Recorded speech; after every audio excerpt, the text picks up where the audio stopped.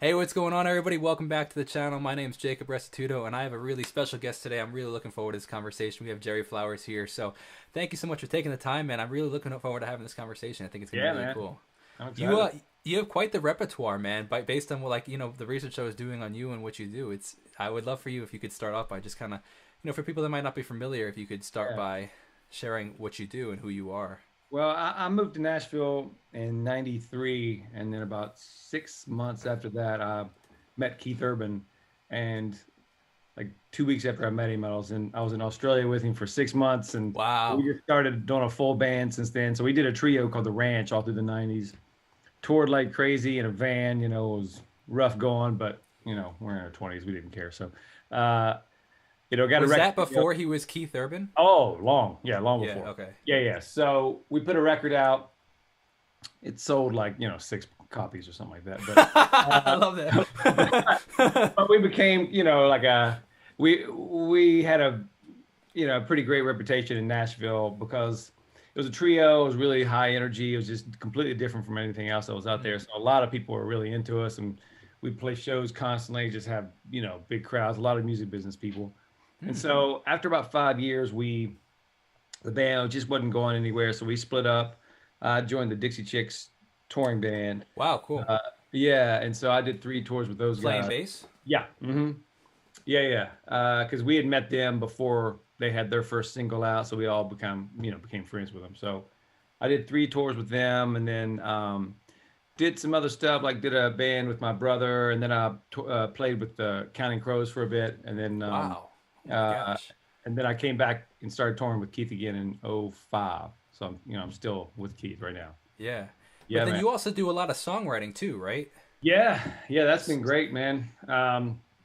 Uh, Basically, probably around, I think around '05, '06, someone named Leanne Phelan had just called me out of nowhere and asked me if I'd ever consider, getting into writing country, and because I really didn't grow up listening to too much of it because I'm from a little town in West Virginia, which is a real country little town, but I grew up obsessed with Prince and Stevie Mm. Wonder. Okay. I mean, you can see I have, I've got this Yeah. picture of my wall back there, but uh, and so I'd been around country for a while because of Keith, and I learned a ton about it from him because he's a walking jukebox of country music. Man. Mm. The guy knows every song ever written. So I learned a lot about it from them, but I never really like tried to fully be a songwriter until she had contacted me, and man, it went great. Actually, I went a lot of years getting great cuts from Carrie Underwood and Keith and Lady A and people like that, but it was never getting the singles. I was really close so many times, and then finally I met Sam Hunt and got involved in his camp. This is before he had a record deal too, and then Mm. uh, um, had my first number one was with him, House Wait, Party. really? Yeah, Oh, my wife's gonna freak out when I tell her that. yeah. Oh my gosh, that's crazy. Yeah. I didn't realize because I was like doing research on. It's funny, man. Like I did a decent amount of research before we talked, and like there was a lot of stuff that I didn't see, like the Counting Crows or even Dixie Yeah, Chicks and right. stuff. Yeah. And when I did see the Sam Hunt thing, I saw the most recent, which is it's Kinfolks. Kinfolk. Yeah, okay, Kinfolks. Yeah, we had a yeah, number yeah. one last year on that. Yeah, so I was like, oh, Right. I didn't realize that it dated all the way back to that. I Yeah, mean, so my first song I ever wrote with him was called "Raised on It," which was yeah, on yeah, that of same course, record too. That yeah, was yeah, kind yeah, of his first kind of single before he yeah, had a yeah. deal, so they just kind of put it out on. Oh man, that's my wife's gonna freak out, man. That's wild. Right. Yeah, That's so wild. yeah, and so he was my first like finally like I broke through, and after that, I've had four number ones since that, and Wow. Which were the other ones? so one's a Billy Currington song called "Do I Make You Wanna," Okay. and a Jason Aldean song called "A Little More Summertime." Wow. Very Did cool, Kin man. Folks for Sam, and I have a single out right now. It's Ryan Hurd and Maren Morris. It's called "Chasing After You." It's on the radio right now. Dude, Uh, what a so that's a whole different industry that people don't even oh talk yeah, about. Like the right. Can we talk about that for a little? Like, can you sure, explain yeah, how it works and how to break into it for somebody? Because some people like they're great songwriters, they're great creatives, but they yeah, might not like the spotlight. And I'm not saying you don't, but like I'm just saying that is another alternative that people don't even yeah. think about. You know what I I mean? like it all, man. Yeah, You know, I'm with you. that's the All right, I'll be in the spotlight. I'm with you yeah. there. That's the great thing about touring with Keith is, uh, his band is always like right beside him on stage, and so it's much more than just a singer band in the That's back. cool. So we That's get to cool. share that spotlight with him, and so I get to get that side of me out. But Yeah. then when I'm home, basically in Nashville, we write like a job. We start every day at 11 o'clock, and we usually finish around 3 or 4, and it's just like a regular gig. You go Yeah. to. And so, my publisher, I signed with a company called 12/6 recently.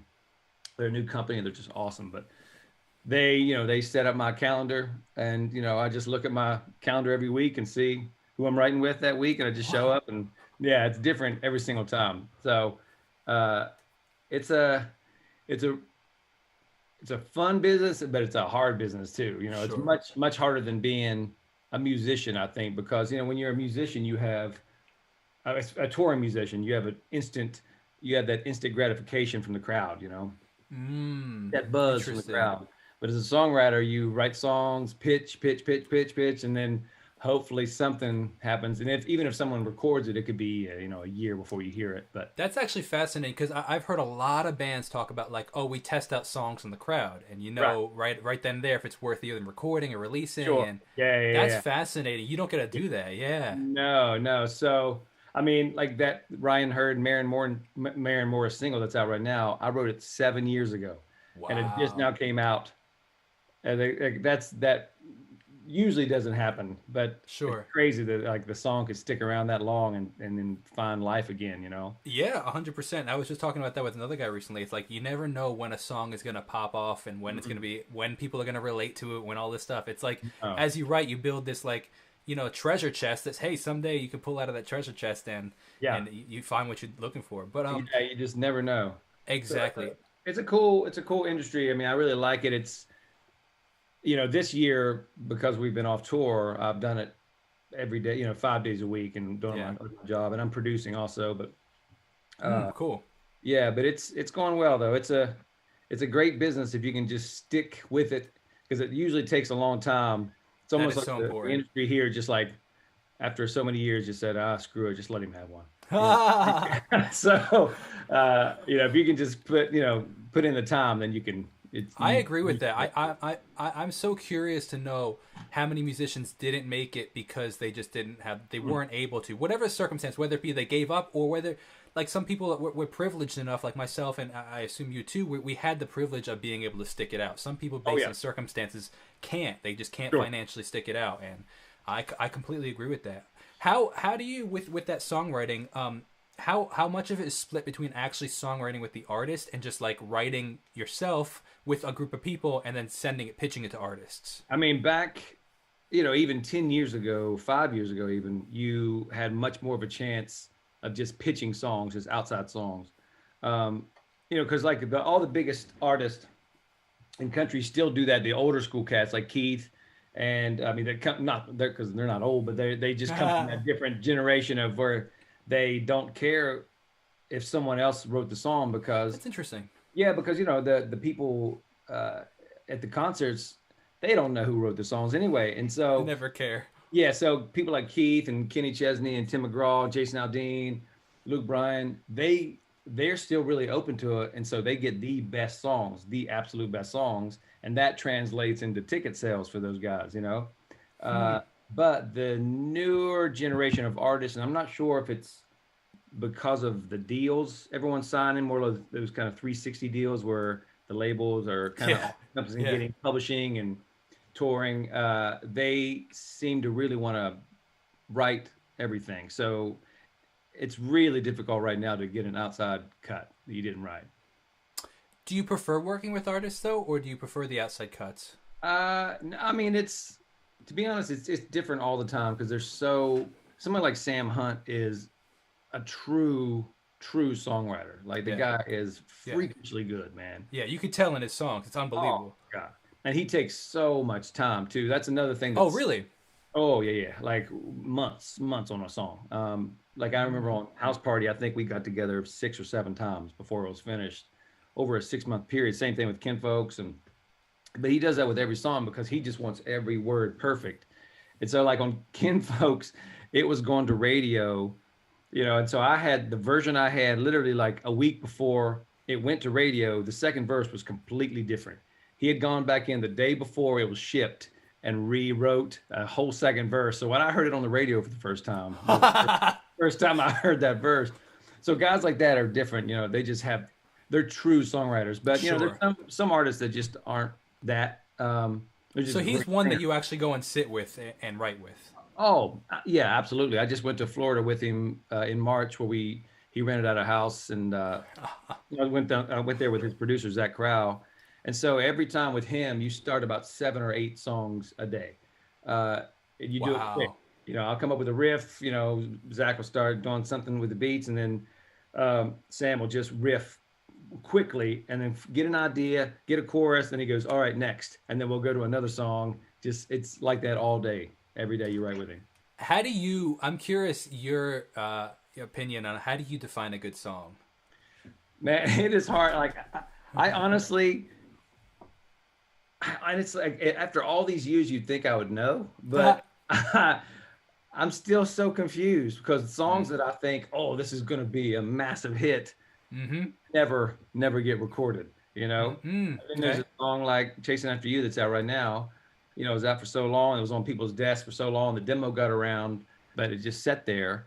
You're just like, oh, I guess they don't like it. But then suddenly it pops back up. So like, I honestly don't know, man. Like it's just every single artist is so different, and there's a lot of different kind of politics involved too with their of course and that kind of thing. So, which I'm sure it's like that in New York too. But it's just it's a completely different type of business. But if you can break through, it can be very lucrative, and it's just fun too. It's a fun way. Yeah, absolutely.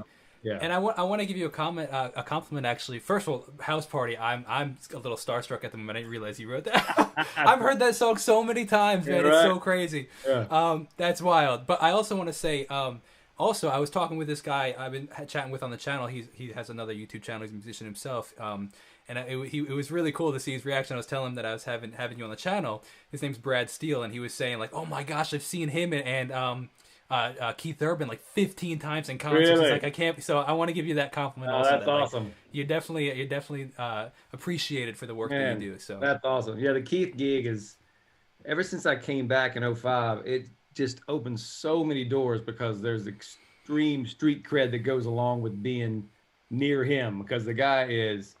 He's as good as you can get. I mentioned Prince before. He was my all-time favorite. So I saw Prince in concert many times, and I'd never seen a performer better in my life. But Keith is up there on that level of just one of the best performers in the world. And so after all these, been around the block. Oh man, I mean, he was great like that when I first met him when he was 24, 25 years old, because he'd been playing nonstop since he was a teenager. For a living, so, and the same with me. We my brother and I, we started playing really early and playing clubs real early, and we just had a ton of experience doing that. But still, I mean, there's times where I'll look at him on stage and it's like, holy shit, he's good. Yeah. He's just so he just knows how to win an audience, man. I saw him live when I went to Jimmy Fallon. I was able to get like the free tickets to Jimmy Fallon. He ended up being, so I guess you must have been there then. Oh yeah. Oh, that's so funny. What a small world. I was the bald guy beside him. Yeah. That is so funny, man. I didn't even put 2 and 2 together. That's wild. Yeah, it's been so funny. It's been a fun gig, man, and it's opened so many doors too for different aspects of the business, and go ahead, man. Sorry. No. I'm just curious now, because you've been in this industry for so long, which is, first of all, a testament that you were able to create the longevity. That's a huge testament to your work. We're lucky we're still in it. But I'm curious now, what's your opinion on the popularization of country music? It's like America's music now. You know what I mean? Like absolutely. It's where like country music, nobody listened. Like, I don't mean that, like, but like you said, country music 20 years ago, people were like country music, like folk, but like now it's like you're like you're an American if you listen to it's like American Pride almost, and it's very interesting, like this hometown, small town dirt, like I'm from New York. I mean, like I live in the suburbs, like on Long Island, but like It's so, but like you could, the people are funny. Like they think they like from the Midwest. They when they put on country music. They still love it. Like in New Mhm. York, like we'll play Madison Square Garden. He sells it out. People go crazy there, man. Actually, that area, They all wear through their plaid shirts and their cowgirl boots, man. absolutely. Oh yeah, the cowgirl outfits. Um, yeah, it's wild, man. Because this little town I grew up in, Pinch, West Virginia, is real country. It's a tiny little small town. But at that point, when I was there, nobody listened to country music. Metal was the only thing people listened to. Mm. Ozzy and Motley Crue and Van Halen, that kind of stuff. But so country didn't really become popular until after I moved here. And then Garth Brooks kind of got it. It started getting bigger then. But now, like everyone listens to it because really it's I say it's like because arena rock in the '80s was all just great guitar players, great songs, but now that music doesn't really exist. There's not like a real true rock scene that's that people are selling out arenas with anymore. Like there's some Foo Fighters and people like that, but like there's not a ton of new rock bands that are in it, which is sad to me because like it'll come back. It's just a weird little space where rock music is not completely. Well, you know what I feel is coming back, which I'm like totally pumped about, is pop punk.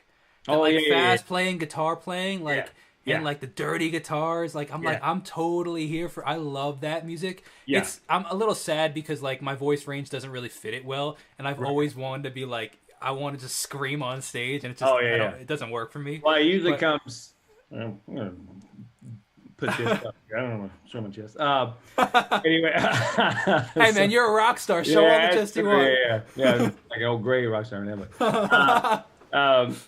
Yeah. So country now really is that. It's kind of taken that space of the arena rock from the '80s and '90s. Interesting. So you can still come and see guitar players like Keith is, one of the best guitar players in the world, Sure. and so I think that's kind of why That's fascinating. Mm-hmm. Yeah, that's really interesting because everybody's singing along and has yeah. their beer and like but then like you'll see like for example I saw Thomas Rhett in concert and like you'll see him like get on the drums and start drumming along with the, yeah you're right, that's very interesting. He's got a horn section and he's just it's a completely different thing than what it used to be. That's a great point. It totally replaced arena rock. That's such a great point. That's very fascinating actually. Absolutely. Do you write with Keith often? No. Well, I haven't even seen him this year. I've only seen him twice this whole year because he's been in Australia. But it's weird. He lives there? No, he lives here, but he went there because his wife was shooting a movie, and then COVID didn't exist there basically. They stamped it out so early, so they've lived life down there like it doesn't even exist. No mask, anything, all this time. And so he's been down there the whole time. Actually, he's back in Nashville now, and hopefully we'll start playing some shows soon. But no, it's weird. Like he's cut some stuff I've written, and I've written with him. And there's a song that he's got that he wants to put on his next record that I wrote, but I didn't write it with him because we actually do kind of the same thing. We're more melody and riff guys, and so we need that great country lyricist in the room. Sure. Because we can both write lyrics, but that's not like our main thing. Our main thing is the groove and the melodies and everything, And so when we get together and write, it's basically we're just writing, hooky melodies with no words. So I've never been to Nashville, but my wife has gone, and I've had a lot of my friends go. But like, whenever I hear about Nashville, I hear, oh, I live in Nashville. So and so lives in Nashville. Like, do you just walk? Like, first of all, how big is it? And like, do you just see like these A-list country celebrities walking around like it's nothing, or is it like is it big? Because I don't. It blows my mind. I mean, most you would. I mean, I know Keith. Take COVID out of the question, obviously. Yeah. I mean, you definitely would. I mean, it's. I think it's a different scene than it is in LA, but it's small, but it's getting a lot bigger now. It's getting a lot more popular. So a lot of people, especially the bigger celebrities, that kind of moved out of the city into Franklin and out in the country, that kind of thing, where they have land. So you don't see them as much. And I actually just moved from that area back into the city. But I know Keith will go to Starbucks all the time, and oh my gosh, that's wild. Yeah, but you don't. It's weird in Nashville. They don't seem to really have people like get aggressive and try to bother them. They just Sure. people just I guess are just used to it. I guess I don't know.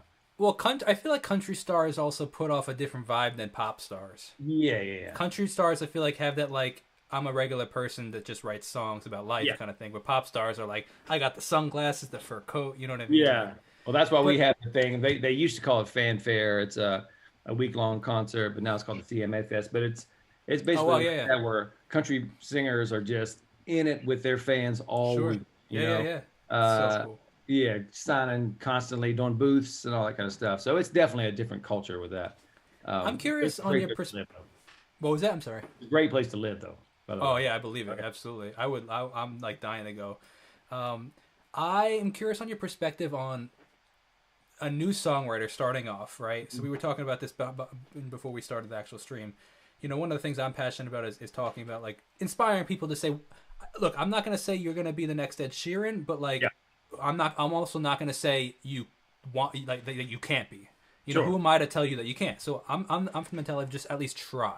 You Yeah, know what I mean? So yeah, but my perspective, I'm curious. I've always debated this. Like, say I'm a new songwriter, I'm just starting out. I see a lot of songwriters, particularly in the country folk scene, like want to move to Nashville, and I'm actually from the opposite mentality of like, why try to go to somewhere where it's so inundated with so many other songwriters? Why not where you are? Try to make a name for yourself, and just like with the internet, does it even matter? I'm curious on your perspective on that. yeah. I mean, country seems like it definitely helps to be here a Okay, month, you know. As far as like probably writing for sync, TV, that kind of stuff, I don't know if that matters where you are, you know. But I think in Nashville, it definitely helps to be in this community. But the the community itself is not that big, you know. Actually, I was Leanne Phelan, who I was talking about earlier. She's got a series, like a webinar series, that she's been helping a lot of songwriters. And so I did an interview, a webinar with her the other day, and I talked about this. Basically, like for me, I had when I was 18 in West Virginia, I happened to meet this guy named Pat Thrall, who's a New York guitar player who was with Meatloaf for years and years and years. And so they were in concert like in my little town. He happened to see me play at the bar below at the hotel bar where he played. So I was 18 years old. He took me aside. He's like, "Who are you?" And gave me his number. Then he became like his mentor to me. He'd let me call him and talk to him for a long period of time, and then wow, just give me all this advice. And basically, because of him, he let me know like this is possible. Because I'm from West Virginia, that kind of stuff isn't possible. Like you yeah, don't think you can do this because it's such a small place, and Nashville or LA, New York seems so big. But having that kind of mentorship early on yeah. just showed me that this is something that's actually possible. So I've been doing that with a lot of people here lately. I'm doing the same thing, That's like cool. That's really cool. Good for you. it's fun, man. It's fun for me. Um, yeah, because that's the thing. It's like it's just a mindset. Yeah, it Uh, really is. totally mindset. It really is, and it's such a small world, man. It's so funny you say that because my high school music teacher was actually the pianist in Meatloaf. Really? Yeah, Oh such a wow. small world, That's man. then It's my so funny. brother toured with Meatloaf for 12 years Oh too. my He was gosh, man! a It's such a guitar small player. world. Yeah, yeah. So he got that gig because we met Pat Thrall that night in West Virginia all Yeah, those years ago.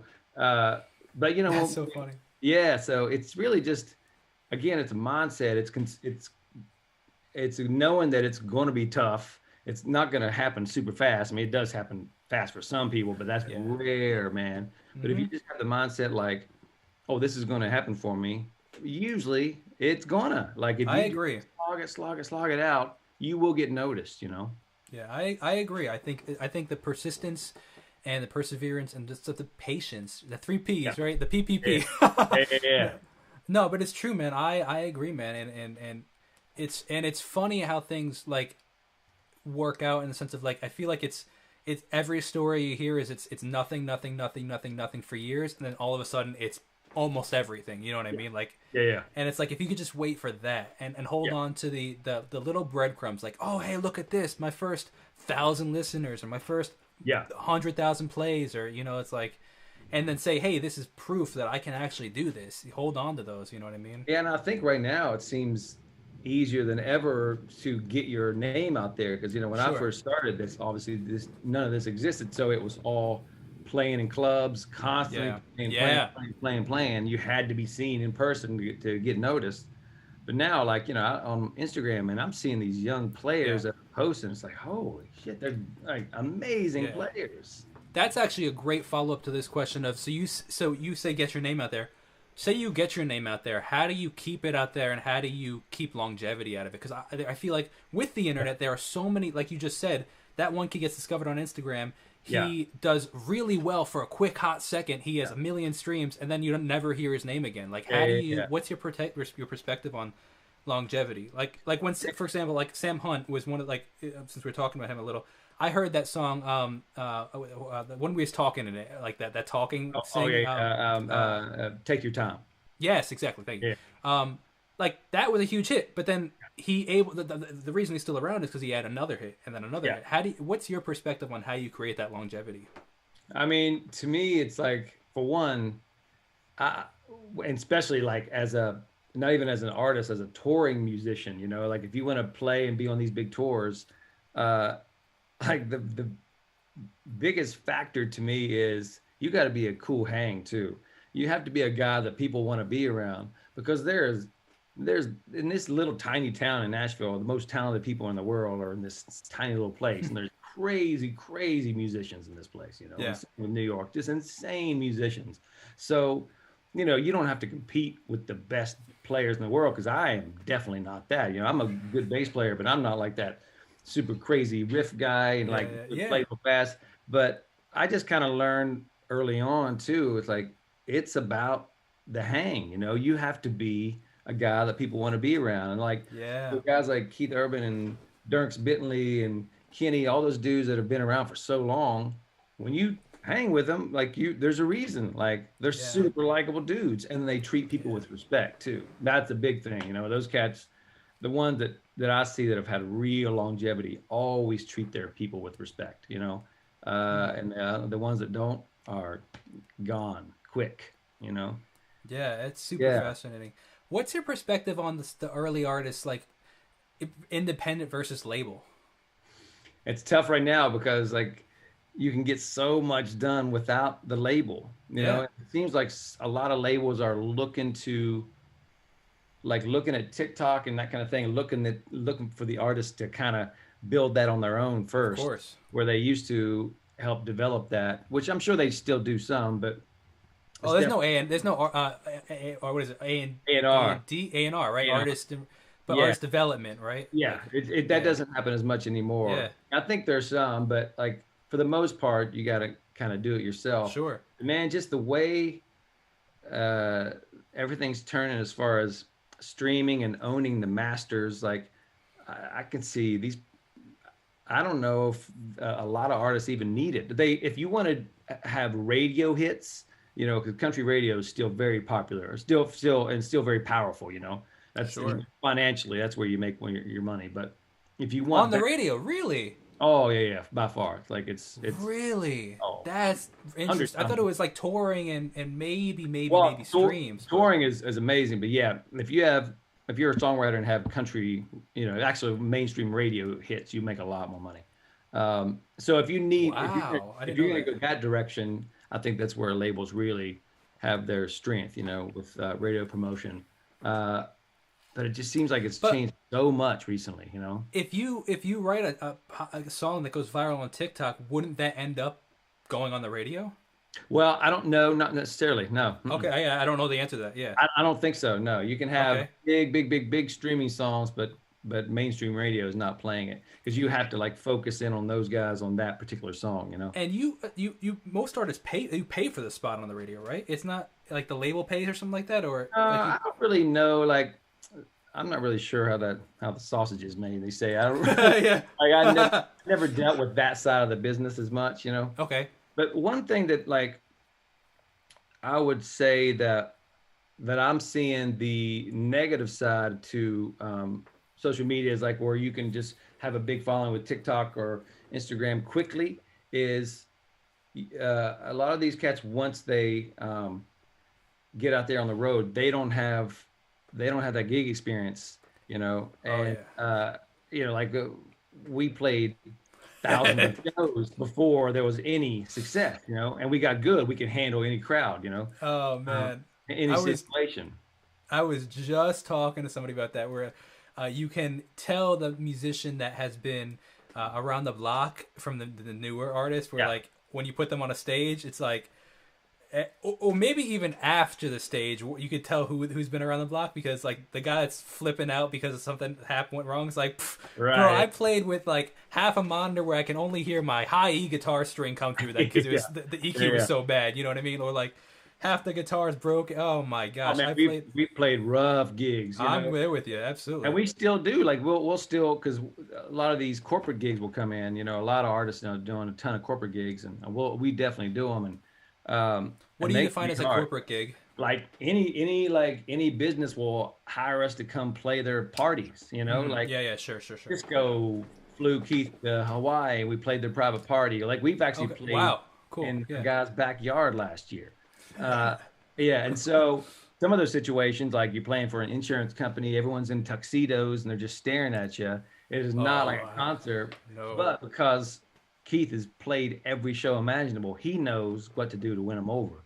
yeah. And so by that, because of I've been so close to him and helping him with his show all these Mm, years, that I've learned so much about that kind of thing and how to perform and how to get crowds into it pretty quick. And so I've started getting hired by other artists to help put that's their cool. shows together. Yeah, man. Uh, it's been great, man. Last year I with worked with a singer named Jordan Davis, did his first headline tour, and then Dustin Lynch and a guy named Matt Stell, who's Dustin, really yeah, yeah. yeah. And so I've just helped putting their set list together and Mm. figure out the pacing and the timing of it, and because that stuff's an art form, man. If you learn how to do that, then you Yeah, can can crowd you over. speak to that? Can you elaborate on that? Well, I mean, it's just to me like once I see someone's set and once they send me all their songs, then I can put it in the pacing that I kind of know what's going to work. I just have a gut feeling what's going to work, but then I'll always figure out where, because what we've done for years, and Keith is a master at, is finding moments, the moments in the shows that when people walk away from, they will remember those moments. You know, Yeah, so for me, it's like if it's a new artist that doesn't have a ton of hits yet, or maybe just have one or maybe none, if you could somehow do a song that within, like I usually like around song three will, after the first chorus, go into a cover song that has the same kind of feel that everybody knows. You know, and mm. I'm figuring out right now that the era that's working with crowds and country music especially is like that rock era from like 2004, you know. Yeah, like Mr. Brightside and stuff like that. Yes, Yeah, absolutely. yeah, That. yeah, hundred Uh, percent. yeah. Or Blink 182 and all that whole All thing. that. Yeah. You Oh, know, that's you nostalgia, man. hell. Yeah. You go into any bar, like, and that song comes on, and it's like miraculously everybody just knows the words to all that whole Everybody's thing, like into it. all the small things and like all that Yeah. stuff, man. Yeah. That's Gives so you fun. hell.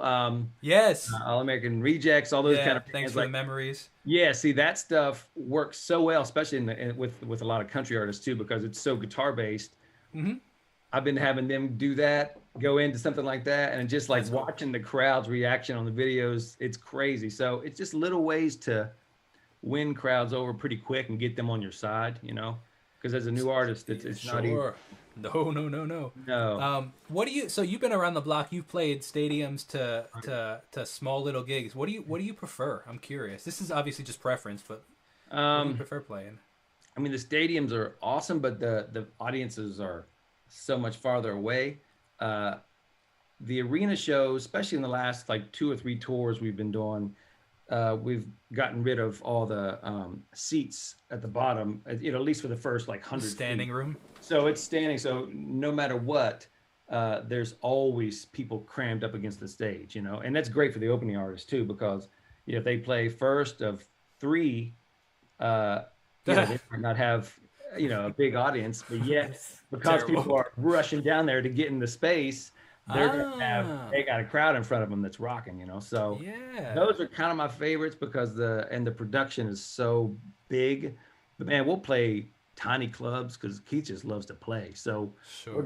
we'll show up sometimes and just play bars, you know. And But see, those that's are, the mark of a true artist. You're not too big, you know. You're not too big to play a little bar, and like no, no, that's like you said, they're good hang. They're good people. They're just good hang, yeah, yeah. And they yeah. just love what they do. Keith loves playing, so and it shows, and so we can play any kind of gig, and it's going to be fun. But yeah, the stadium ones again are awesome just because of the sheer size of it and seeing that many people. But the actual energy that you're getting from the people that are farther away, so it's not Sure, yeah.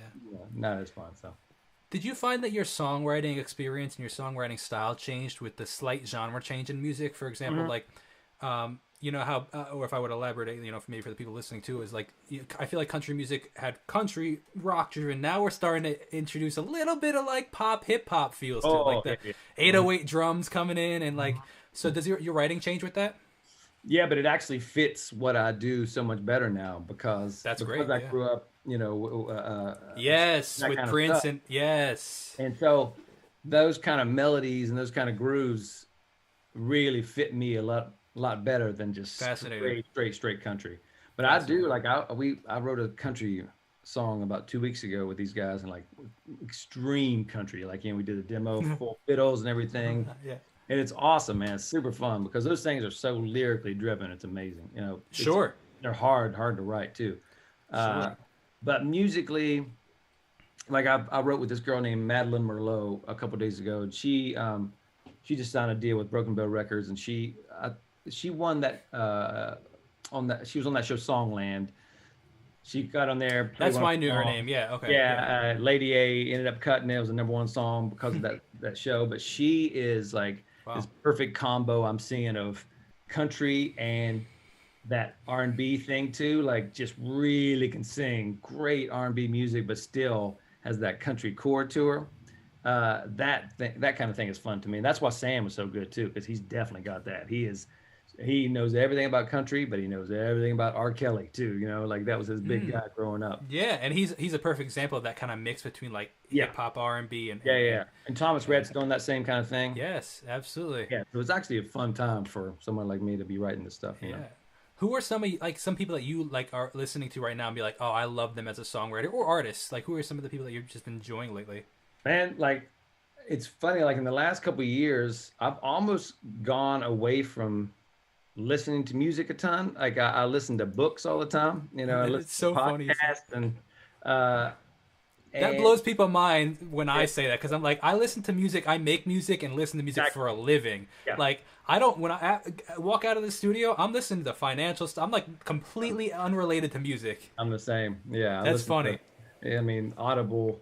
I have Yeah. so many books that I listen to. That's what I listen to in the car more than anything. Yep, I me was too. literally just talking to my wife this morning about it. That Taylor Swift record she had out last year called Folklore. Yep. I mean, there's not one song on there that's not amazing. Like every song, her melodies, her lyrics, the production is incredible. And that's the first time I've heard a record in a while that's just got me super excited. You know? Interesting. Yeah, she is. Yeah. I don't think people really give her the credit that she deserves for the songwriter she is. Like Unbelievable. her songwriting story, not just songwriting, because there's good songwriting, but then there's also storytelling. I feel like, Yeah. and she is a fantastic storyteller. Yeah, she's a You know, master. it's unbelievable. Yeah, It's that album. Whoo, every song. Yeah. I just like I'm listening to it all the time now, you know. And Did you hear the follow up one, Evermore?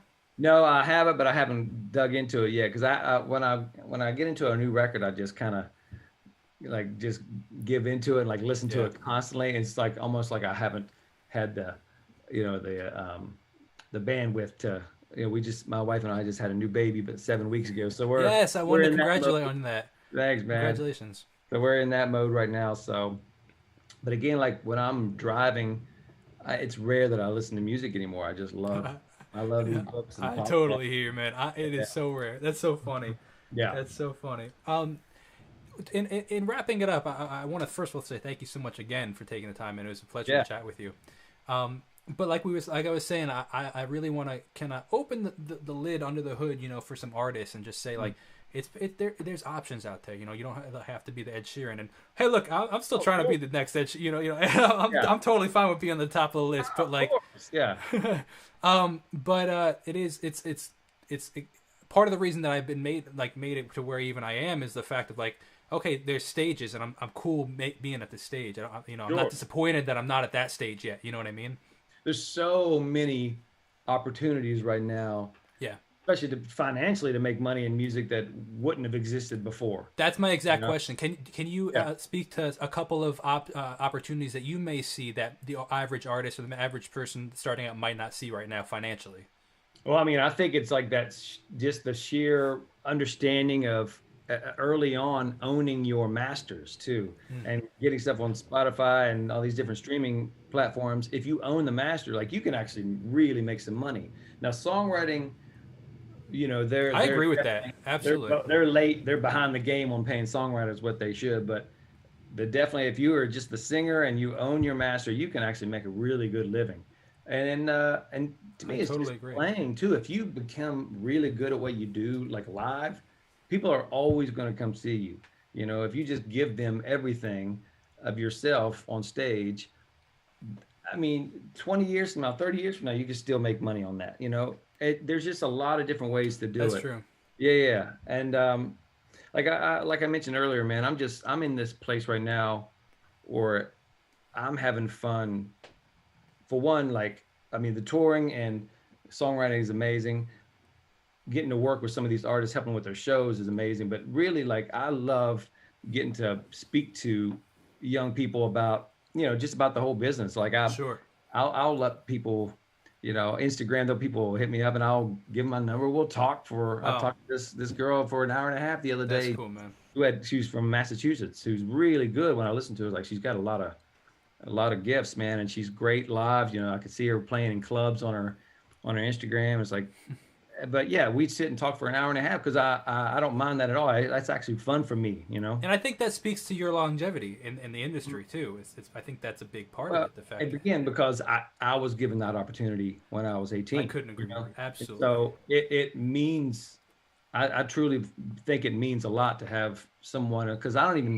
It's not like I'm looking at myself going, oh, like I'm all this, but I have been around and I've done it for a long time. Sure. I've seen a lot Exactly. of things, and I if I could help someone, I'm down. I'm down to do it. Yeah. Absolutely, man.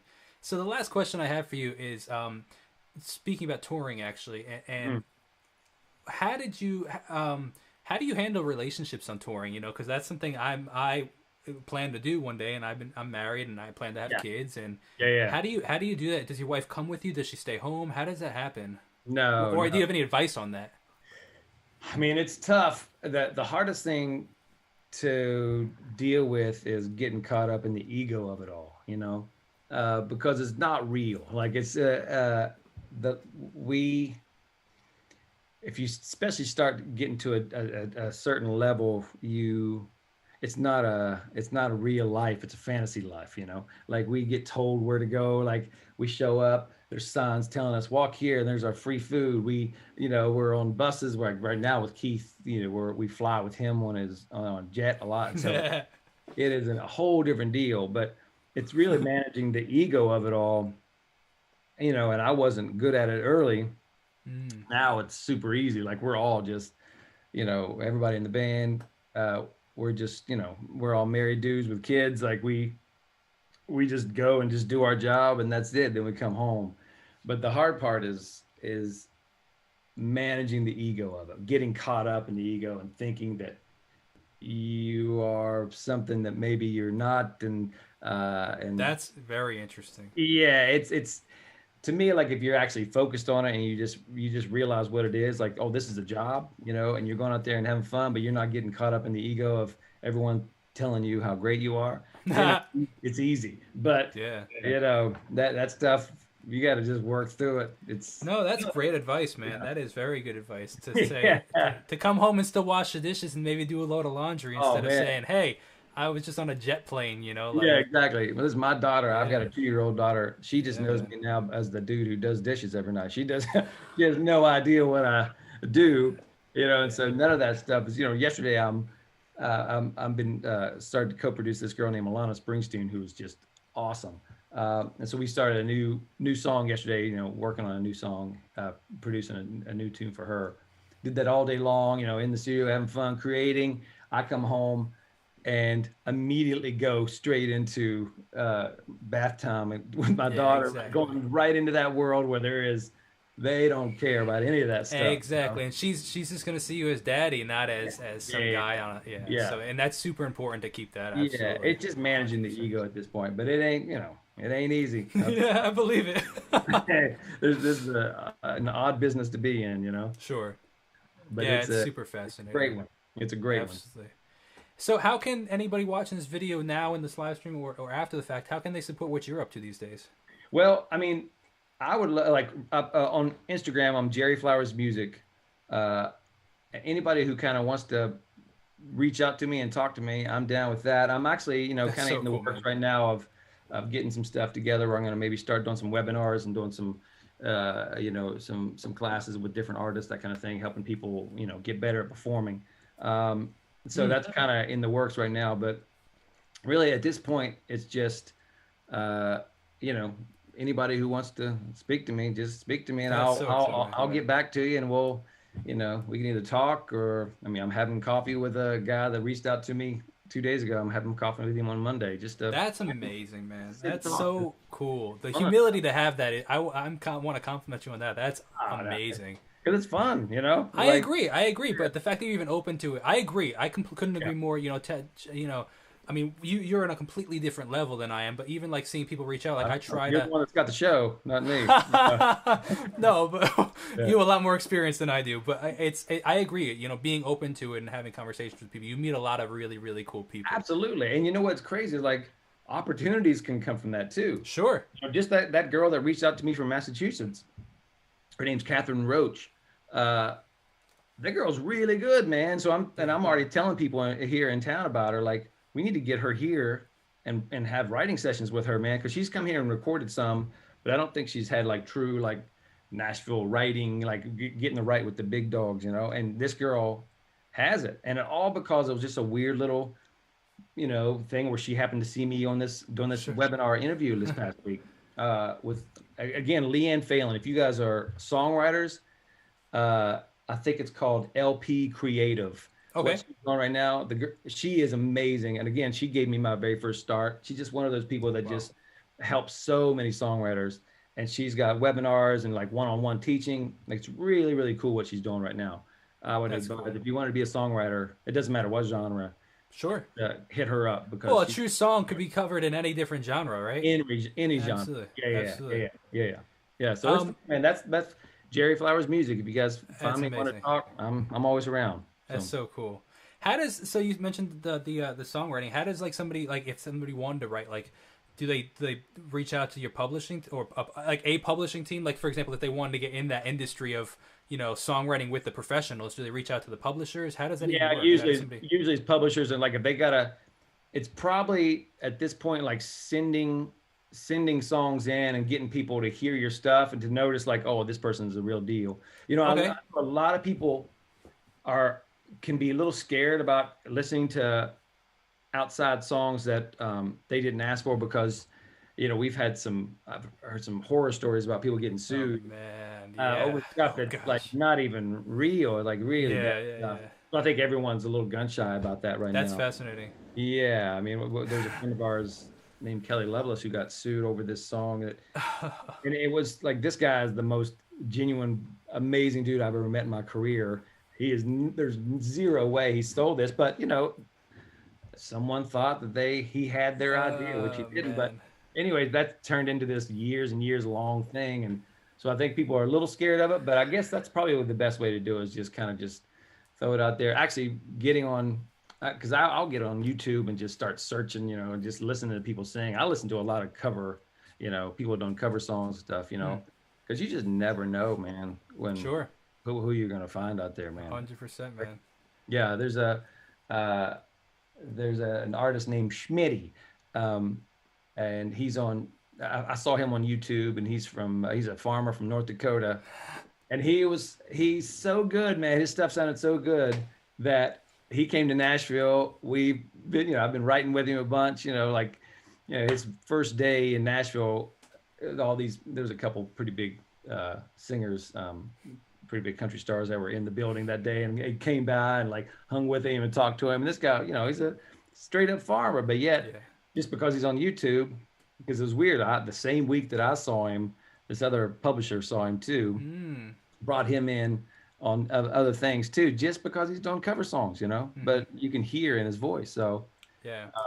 you just I, never. I really appreciate the fact that I've noticed it's like several times in this conversation you've dropped names of starting artists or younger artists, and Yeah, right. I really admire the fact that you're like, giving them shots and stuff. And Oh I think man, it's so yeah, important for people yeah, to realize that it's if one of us wins, we all win kind of thing. There's yeah, enough room at the top. It's not like I absolutely. have to step on other people to get there. We can all get there together. That doesn't even exist. Like you don't have to do that at all, you know. I agree, but I think people get caught up in this misconception that you do, or that you No. can't bring people with you, or any of this stuff. And It's only enough certain amount of people that can make it to the top, and yeah, and if you're a farmer from North Dakota, like the odds of getting to Nashville and getting to just suddenly be with all these people, it's pretty slim, you know, like because you don't yeah, know, like it seems so out of, out of yeah, reach. But yeah. that's the great thing about what it is now. Social It's media, completely like I'll see these cats that, who knows where they live, but yet they yeah, have something. You can just hear something in some of these guys immediately, you know? that's amazing. Yeah, yeah. Well, I really appreciate the time, man. If you could just hang out for 2 minutes, I just want to say thank you, everybody, to watching. Sure. Definitely go check out Jerry Flowers, like you said, Instagram, Jerry Flowers Music, and definitely check out the works that he's done with all these other great artists. So thank you so much.